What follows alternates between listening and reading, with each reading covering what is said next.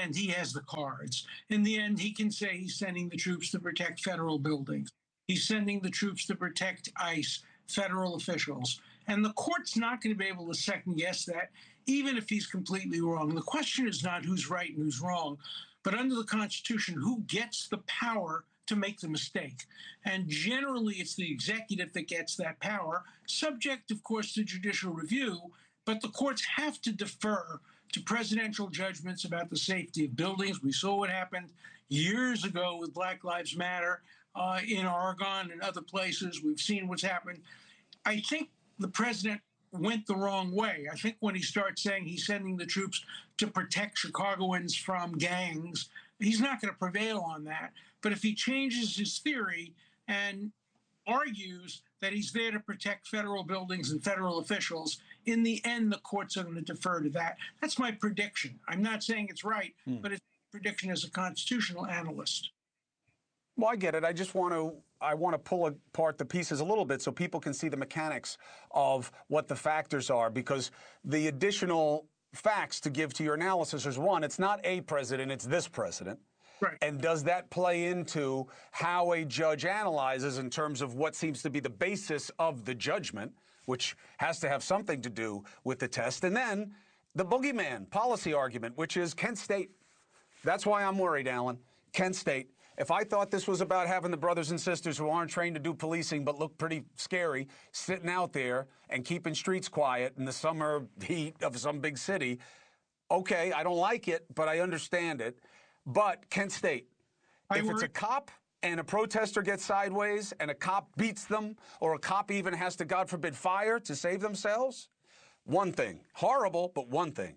If they are in BDUs, if they're in camo, and you have the military killing Americans, you remember, I wasn't born yet, but you remember how this ricocheted around our country. I'm afraid of it. I remember it very well. I was a lawyer, a civil rights lawyer at the time of Kent State, and it was really scary because they were our children, our brothers and our sisters.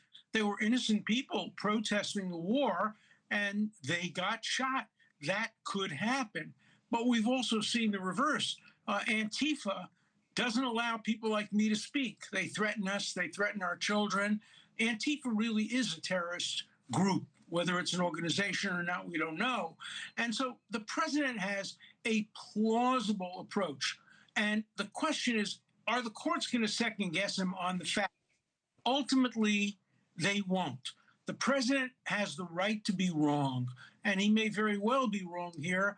And judicial review will only stop him if he presses the wrong button and invokes the wrong constitutional authority. I think if he maintains that he's doing this to protect Chicagoans and people in democratic cities from crime, he's going to lose.